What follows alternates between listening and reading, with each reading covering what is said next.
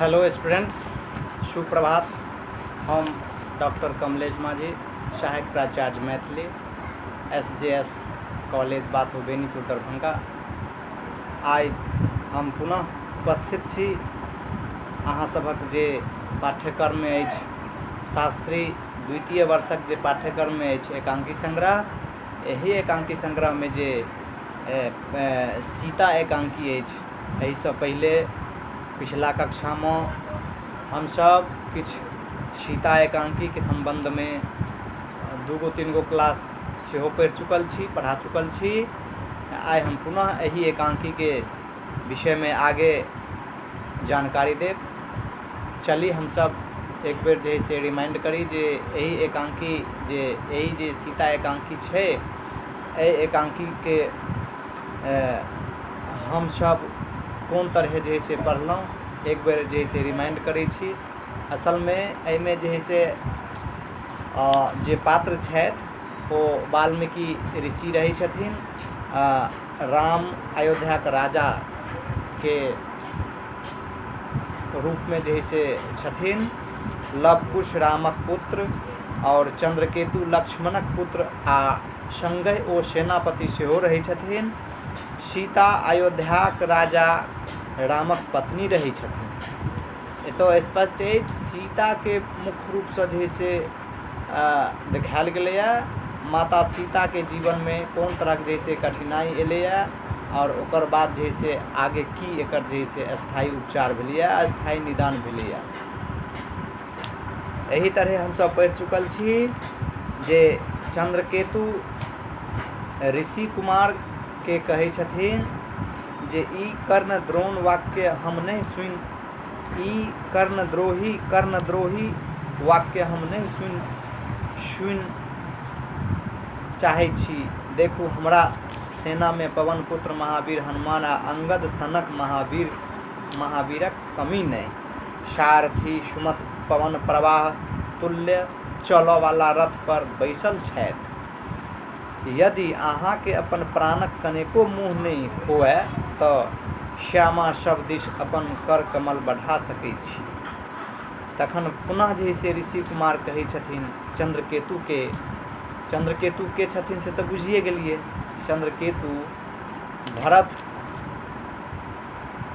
चंद्रकेतु लक्ष्मण जी के पुत्र रही छथिन और संगे ओ सेनापति सेहो रही छथिन युद्ध में। ऋषि कुमार के जे एतेक बात कहलखिन या तखन ऋषि कुमार फिर जे से चंद्रकेतु के कहे छथिन, देखू चंद्रकेतु, होम ऋषि आश्रम में रथक मात्र नामेटा सुनलो अछि, परंतु वीर भोग्या वसुंधरा पर रामेटा वीर छथि हमर हृदय से स्वीकार नहीं कर सकै छी। तें ई कर कमल नहीं पाषाण आ लौह तुल्य करो अश्वक कान पर गे। हाथ अश्वक कान पर राखि बाहर करू तर्कस्य तीर नेपथ्य दिस संबोधित क भाई कोश दौड़िक आ वात्स्यावस्था में अपन वीरता के परिचय देबाक अवसर सदिखन नहीं अबैत अछि। अर्थात ओ स्पष्ट करै छथिन, कहै छथिन जे अखन जे दृश्य छे ओ बार बार जे से नहीं आबि सकैया और एतऽ हमर वीरता के परिचय सेहो अछि। तेँ ओ जे घोड़ा रहे छे ओ घोड़ा के पकड़ में रही छथिन। तखन जे से नेपथ्य से टेप रिकॉर्डर द्वारा प्राचीन कालक घनघोर युद्धक ध्वनि, घोड़ा इत्यादि हिनहिनाहट आ वान वर्षा के ध्वनि विशेष रूप से अबैत अछि। तो टेप रिकॉर्डिंग के द्वारा जैसे एहि तरह जैसे साउंड के ओतऽ मिक्स कयल गेल रहे छे, ओ साउंड के चलबै छे। ऐसे ये स्पष्ट होइ छे कि तत्काल जे ओ जेहन वार्तालाप और वातावरण बने छे ओइमे एहि तरह जैसे भ रहल छे। घोड़ा अपन जैसे युद्ध में हिनहिनाहट जेना बाजै छे तेना दऽ रहल छे, गर्जना सेहो भऽ रहल छे, बाणक ध्वनि सनसनाहट सेहो जैसे सुनाई में अबै छे। तो एही तरह जैसे ओतऽ जैसे दृश्य उपस्थापित होइ छे। तखन कुशक प्रवेश होइ छै, अर्थात कुश के प्रवेश होइ छै। और ओ कहै छथिन, भैया अहाँ शत्रुक सेना द्वारा घेर लेल गेलहुँ अछि, जुम्बकास्त्रक प्रयोग अनिवार्य बुझना जाइत छै। हम निश्चय कहैत छी, जुम्भक अस्त्र प्रत्येक अश्वरथक भक्षक बनि कऽ रहत। कुश के द्वारा ओतऽ जे है से कहल जाइ छै, भैया अपने अहाँ जे है से चारू दिससँ घेरा चुकल छी, अहाँके जे छै ई चंद्रकेतु जे सेनापति छथि, हुनक जे सेना छथि, ओ सब गोटे अपने के चारू तरफसँ घेर लेने छथि। से नहि तऽ एहि से निजात पयबाक लेल एकटा मात्र अस्त्र अछि, जुम्बकास्त्र प्रयोग अनिवार्य बुझना पड़ैत अछि। हम निश्चय कहै छी जे जुम्भक अस्त्र प्रत्येक अश्वरथक भक्षक बनि कऽ रहत। एही तरह जे से